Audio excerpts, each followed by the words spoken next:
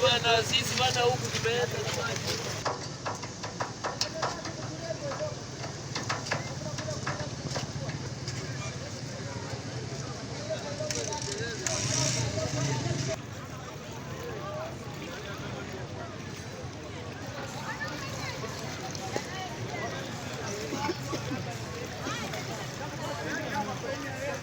Mpaka sasa hivi hatuna tukio lolote la mtu aliyepoteza mali zake wala mtu yeyote kupata tukio lolote la kiusalama, lakini nimshukuru sana kamanda wa jeshi la zimamoto DFO katika wilaya yetu ya Nyamagana, na yeye tulipompa taarifa mara moja alituma vikosi kazi na magari makubwa mawili na wameingia majini vijana.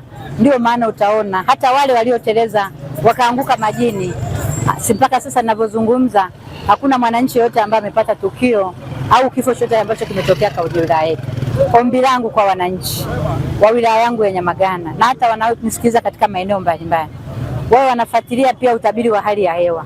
Tunapotangaziwa kwamba mvua zitakuwa nyingi, wananchi wanaokaa mabondeni tuwe tunajiondoa mapema, kwa sababu hata leo isingekuwa ni weledi wa jeshi la polisi, isingekuwa ni weledi wa jeshi la zimamoto, isingekuwa ni utayari wa mimi mkuu wao wa wilaya chini ya uongozi wa mkuu wetu wa mkoa wa Mwanza, ambaye yeye ndiye anatoa maelekezo yote, pengine tulikuwa tunaongea mengine, kwa sababu kuna baadhi ya vijana tena wadogo wako shuleni walishindwa kabisa kuondoka ndani kwa sababu maji yalikuja kwa ghafla.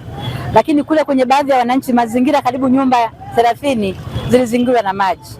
Kwa hiyo kama isingekuwa ni weledi wa vyombo vyetu vya usalama, hapa pengine tungepata majanga makubwa kuliko tuliyoyapata leo.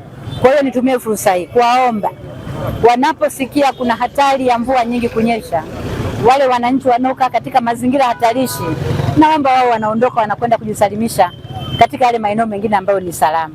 Lakini pia wanapoambiwa eneo hili limejaa maji usiende, nadhani nyinyi hapa waandishi wa habari mmekuja mapema, kazi iliyokuwa nayo ni kuwazuia wananchi kwenda kwenye yale maji yaliyokuwa yanatembea kwa mazingira magumu sana.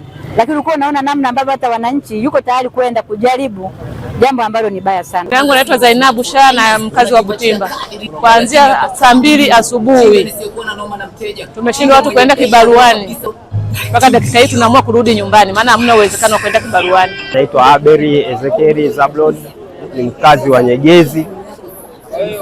Kulingana na hili tatizo la changamoto ya maji yametokea ni wakati ambapo tulikuwa tunaenda kazini tunatembea, lakini baada ya kufika hapa Mkuyuni ndipo maji yalipozuia na watu wengi wameshindwa jinsi ya kuvuka kwenda kazini, na sasa tumekaa tukisubiria maji yaweze kupungua. Lakini pia tunashauri serikali iweze kuona kwamba ni jinsi gani itengeneze miundombinu ikiwemo mito ambayo itakuwa inatiririsha maji kwa uzuri ili barabara iweze kuwa safi kwa ajili ya watu kuwahi makazini mwao. Naitwa Jetruda Yakobo na maisha yangu ni hapa Butimba, mtaa wa hospitali.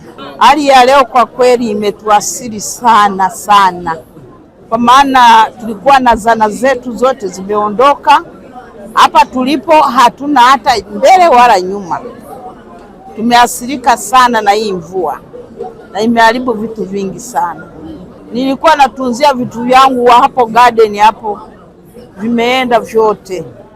Hapa nilipo sina mtaji, yani natetemeka. Mimi naitwa Deus Boniface Kabisha, ni mkazi wa hapa Mkuyuni Butimba.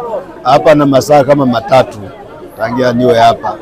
Na nilikuwa nimekuja na gari langu nimeliacha huko juu, nimeshindwa hata pa kulipitisha. Kwa hiyo ikabidi ndio tupo foleni unavyoiona kila kitu ndio hivyo. Hatuwezi kuelewa, lakini watu wengi wanasema kwamba kuna magodani wamejenga huku mbele, kwamba ile njia ya maji ya zamani itakuwa imefungwa, kwa hiyo maji yanajikusanya sehemu moja na ndio maana yanakuja mpaka huku kwa sasa hivi.